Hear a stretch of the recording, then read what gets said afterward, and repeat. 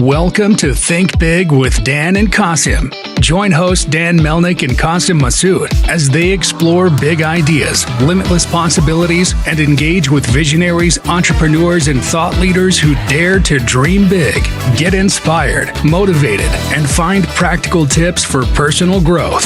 Think big, dream bigger, and ignite your potential.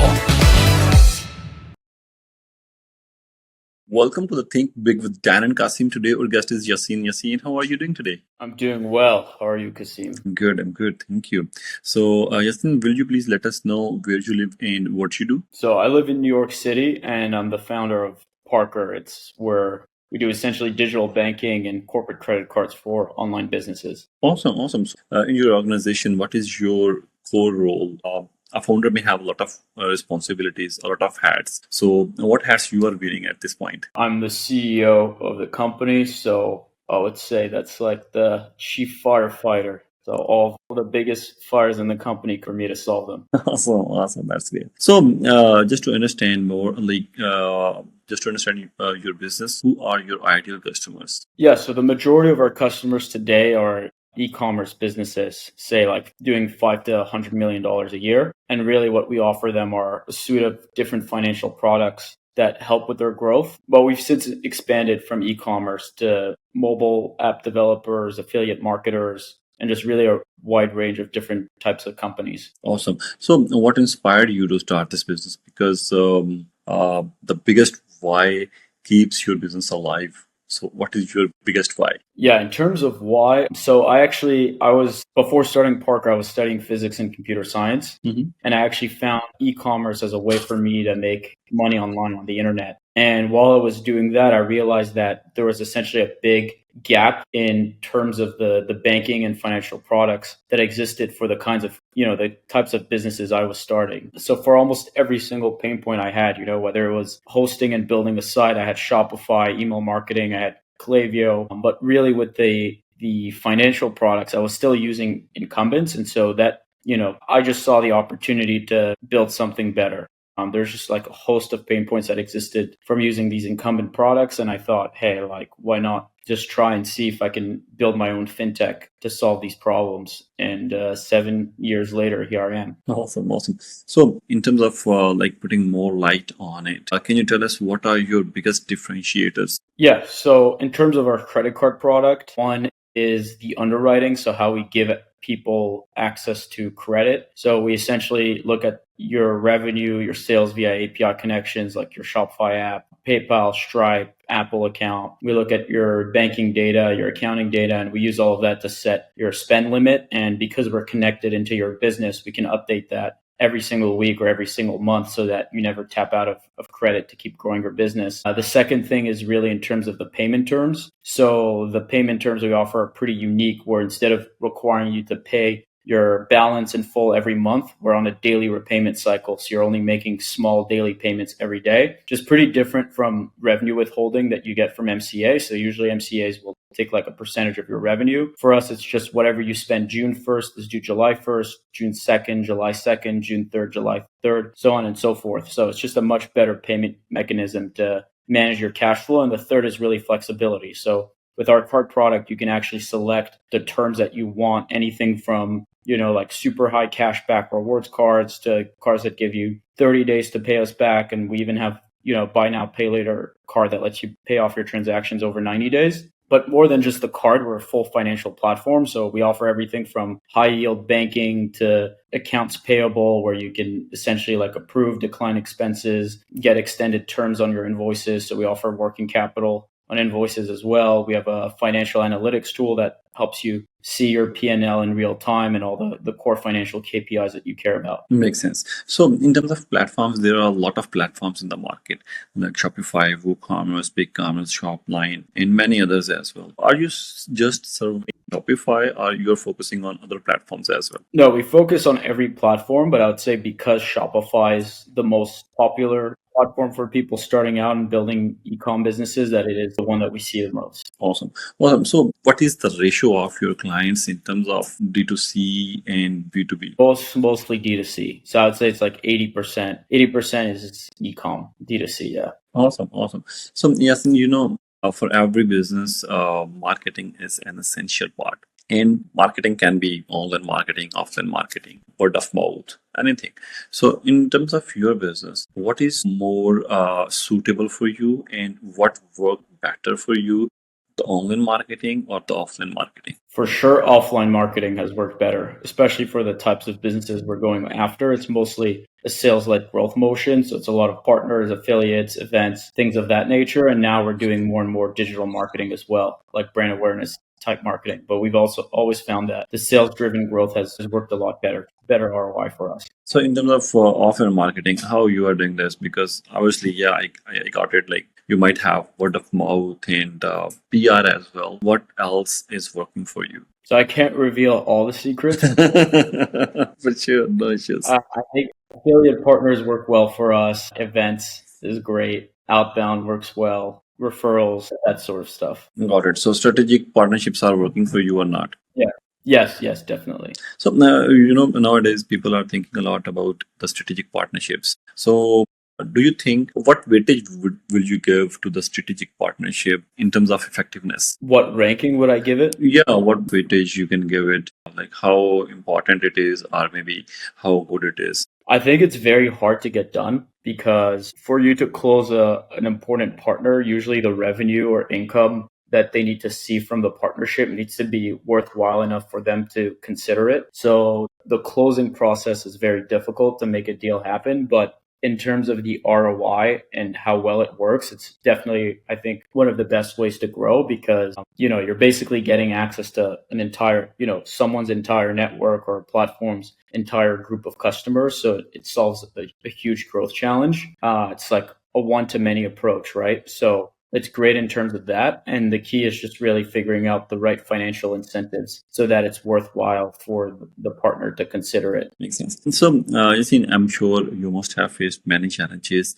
because every entrepreneur, every business owner faces a lot of challenges. So, but on the other side of the coin, many businesses just shut down, burn out, give up every day, and that's because of the challenges, continuous challenges, because every day they are facing new challenges, and you must have faced many challenges. But can you share one interesting or the biggest challenge that you have ever faced? And if you can let us know how you were able to address it, then it will be a plus. Yeah, I mean, the whole journey itself has been very challenging, right? So everything from just getting started and having nothing to needing to raise capital to, co-founder drama to managing teams and people leaving and all this sort of stuff to, challenges with growth, like whatever it might be. I think for me, it's just my North Star has always been on finding a way to succeed no matter what, and almost having a lot of my ego or identity attached to wanting to see the company I'm working with win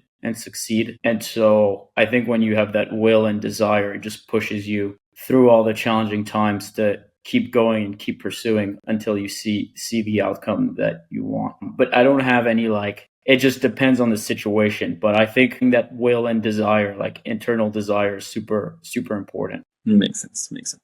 So, Yassine, in terms of the sacrifices, because you have to do the balance of your personal and work life.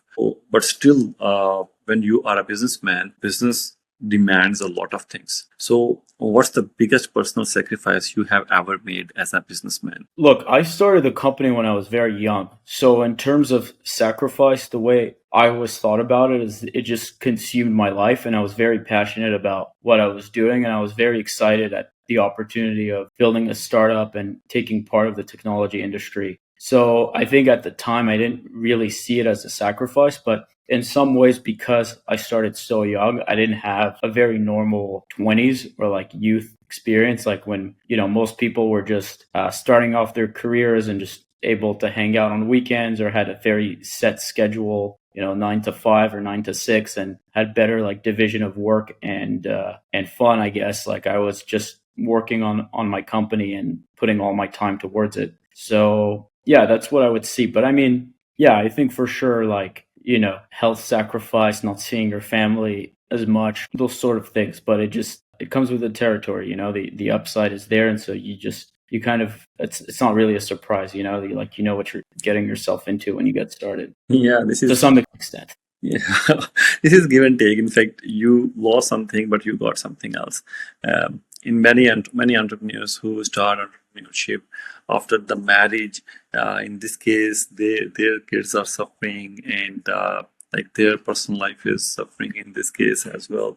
But yeah, they have already enjoyed the time of their 20s. So yeah, to gain something, you have to lose something.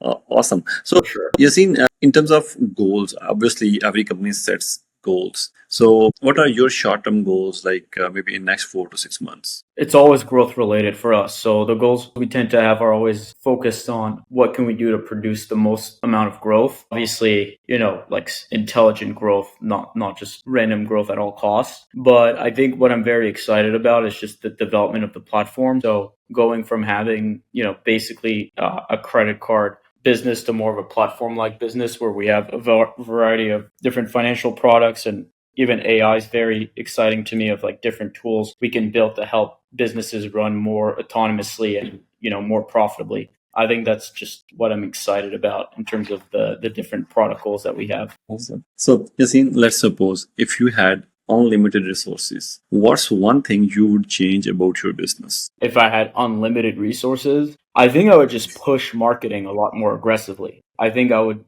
buy billboards, but every ad I can, get in the world to talk about us, push higher up in enterprise. I think that's like the biggest thing I would do, because yeah, even though so the way I view it is the venture market went through a correction in 2021 where things started to be more angled towards profitability. But I think from, maybe this is an unpopular opinion, I don't know, but I actually think that for the types of businesses that we're building, that was almost a mistake and almost short-sighted, because I think the most important thing early on is to, if the business can turn profitability later on, I think early on, like, growth is super important, and capturing market share and having your name and brand out there, because for most opportunities, there's only a certain window of time where they exist and where you can actually win. And I think that when you're prematurely optimizing for profitability, you're actually leaving a lot of, future cash flow potential down the line on the table, right? So I think that, like, that's probably what I would change if I had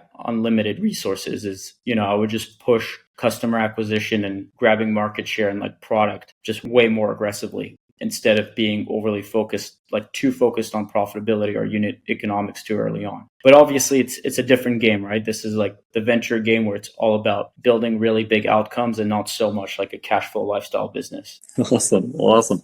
All right, Yasin, at the end, what would be your biggest piece of advice for our audience? Our audience is, again, entrepreneurs and the ones who are dreaming to be their own boss. Just don't give up. That's really it. Don't give up. Don't give up on your dream. Just keep going.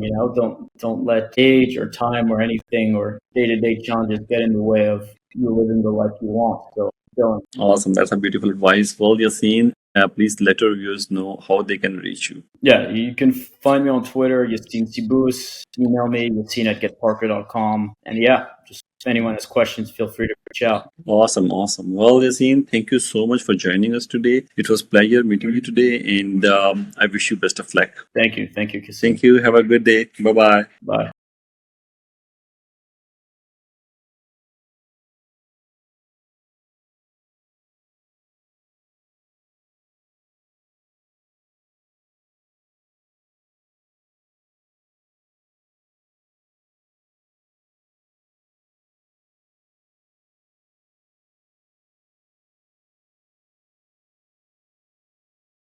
Uh,